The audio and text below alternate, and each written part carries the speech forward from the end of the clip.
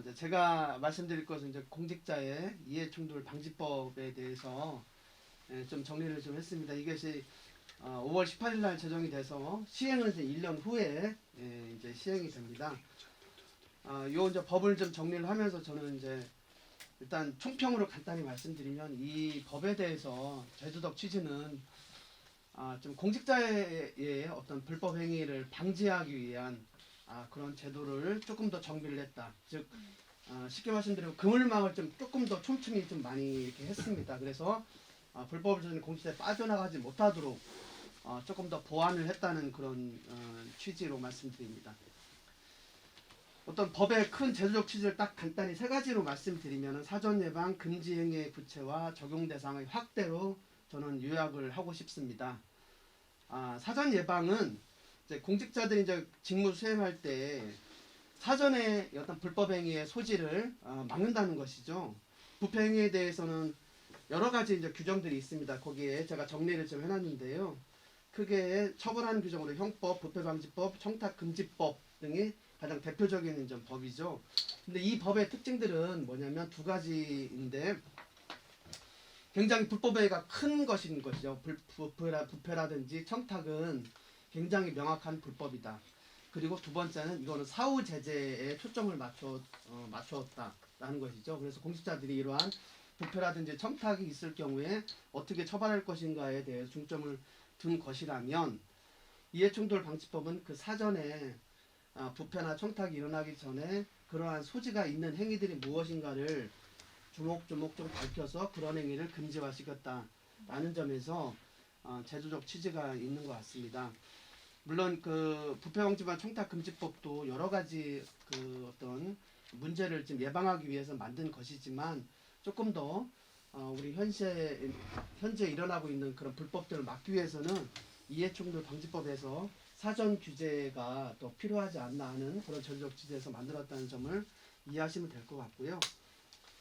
그 다음에 금지행위의 구체화는 공직자윤리법이 있습니다. 그런데 이제 이 법에서는 일반적으로 이제 뭐 펀드를 주식을 이제 백지신탁하지 마라 이러한 재정적 금지 규정은 있지만 사실 원칙적이고 포괄적인 규정만 이제 두고 있습니다. 그래서 뭐를 어떻게 해야 될지에 대해서 명시적으로 이렇게 많이 나와 있는 게 별로 없습니다. 그래서 이 공직자윤리법의 이러한 허점을 좀 보완했다라는 부분이고요. 적용 대상의 확대는 공무원 행동 강령의 경우에는 이것도 이제 대통령령으로 이제 행정부에서 규정을 하고 있는데요. 이것은 행정부 공무원에 주로 이제 적용되는 규정입니다. 그리고 제재 수단도 징계밖에 없다, 벌칙이 없다라는 그런 한계가 좀 있었습니다. 그래서 이런 것을 확대를 해서 행정부뿐만 아니라 국회, 법원 그리고 공공기관까지 확대를 했다. 그래서 적용 대상은 187만 명이 조금 넘습니다.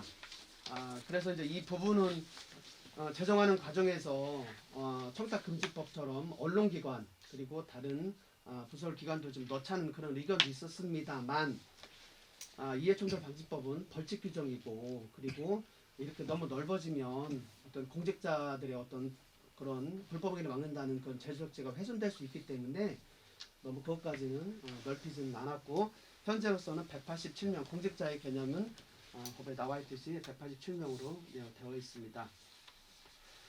내용은 간단히 이제 제가 좀 정리를 좀 했습니다. 조금 요약해서 이제 말씀드리면요. 크게 두 가지인데요. 신고 의무를 부여했다 5가지. 그리고 금지 행위를 적시를 했다 5가지로 이렇게 정리를 좀 했습니다. 그래서 첫 번째는 사적 이해관계자 신고 회피, 기피, 조치 이제 요 의무인데요.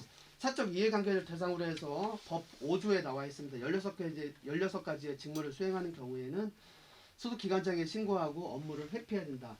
내가 저분과 사적 관계가 있으니까 내 이 업무는 빠지겠습니다라고 회피 신청을 해야 된다는 것입니다. 그리고 이번에 공공기관 직무 관련해서 부동산의 매수 신고 의무가 6조에 규정되어 있는데요. 이것은 부동산을 직접적으로 취급하는 직무에 있는 공직자는 배우자, 직계 좀비소까지 부동산을 취득하는 경우에는 이것을 신고하도록 그런 규정을 두고 있고요. 직무 관계자와 거래 신고 금지, 직무와 관련돼 있으면 돈 꾸지 말고 부동산 사지 말고 사적 거래를 하지 말라는 그런 의무 규정을 두고 있습니다. 그다음 퇴직자의 사적 접촉 신고인 건데요. 직무 관련자가 퇴직 후에 또 여러 가지 그 사전에 공직에 있을 때 직무 관련돼 있던 자와 2년 내에는 골프, 여행, 그다음에 오락 등 이런 걸 하지 말라라는 그 의무를 부여했습니다. 그리고 이제 5번은 고위공직자인데요. 고위공직자라고 하면 공직자 중에서도 아주 일부입니다. 고위공직자 그러니까 대통령 그리고 국회의원, 지방자치단체의 장 그리고 장성급 어떤 군인들 뭐 이런 정도의 고위공직자인데요.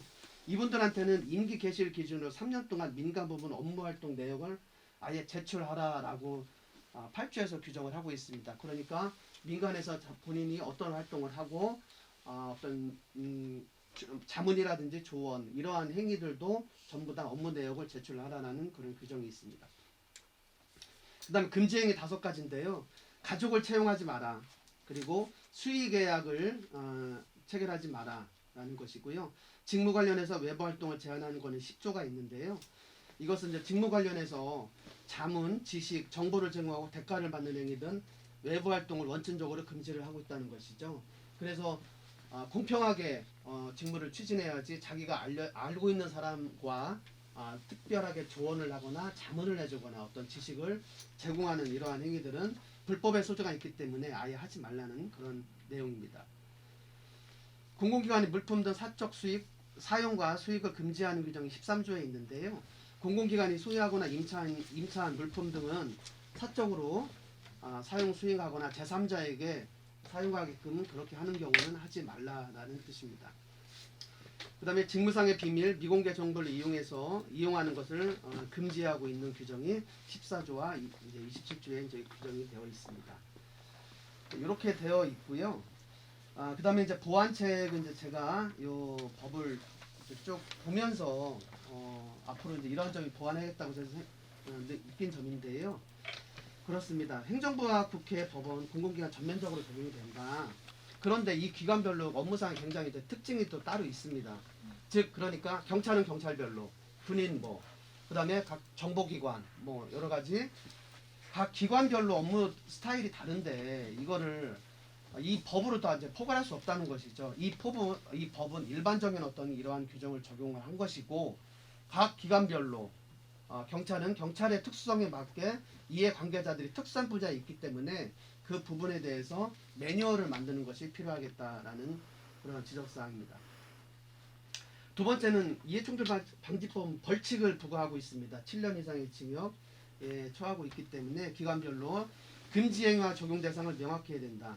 숙지하지 못한 공무원들이 처벌을 피할 수 있게 홍보에 철저할 필요가 있다는 그런 점입니다. 법은 잘 만들어 놨는데 이 법이 공무원들한테 공무원이 모르고 사실 내용이 좀 많습니다. 그래서 공무원이 모르고 사실은 이게 굉장히 빠질 수 있는 그런 공무원이 걸릴 수 있는 행위가 많이 있거든요. 직무 관련자와 만나서 점심 먹으면서 이러이러한 거 이렇게 좀 했으면 좋겠다. 당신은 이런 거 인허가가 안 나기 때문에 이런 부분을 좀 고쳤으면 좋겠다. 라고 하는 부분은 어떻게 볼 것이냐. 그것은 적극 행정으로서 행정이 잘 이렇게 진행이 될 수 있도록 그렇게 조언을 해주는 것인데 이것도 사실 사적 이해관계자 걸릴 수 있는 부분이거든요. 식사하면서 이렇게 하는 것도.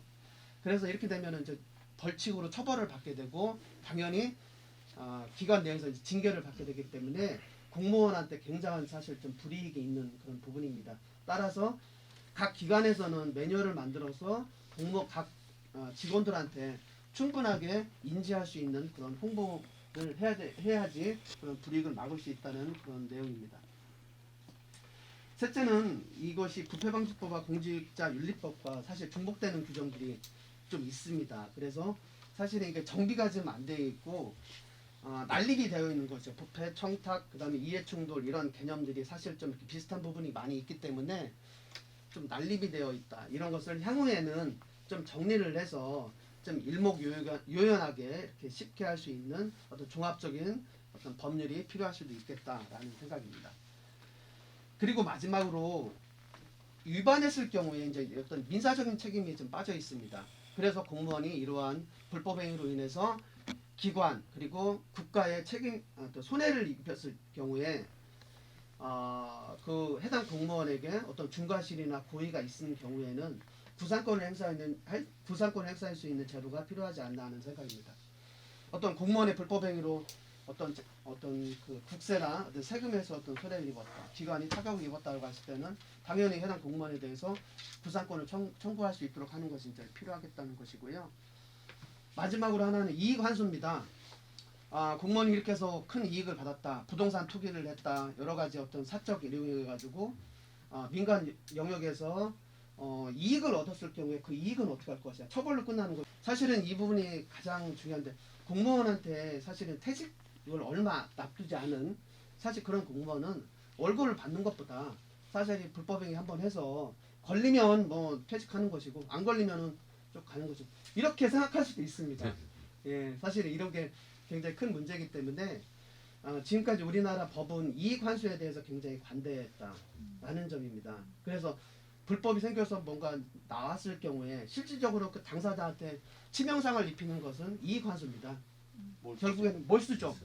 이익을 완전히 빼앗는 것이 그 당사자한테 치명상을 얻는 것이지, 뭐 벌금 뭐 1,000만 원, 징역 1년, 이것이 과연 큰 문제인가, 큰 타격인가라는 점은 사실 아니거든요. 그래서 이 이해충돌 방지법에서도 이익환수 규정이 빠져 있다. 그렇지만 이것은 가장 해당 공직자에게는 가장 큰 가장 큰 타격을 줄 수 있기 때문에 위화의 효과로서 이익환수 규정은 향후에 위헌 소지를 좀 따져봐서 설치를 하는 것이 좋겠다라는 생각입니다. 예, 이상 발표를 마치겠습니다. 네.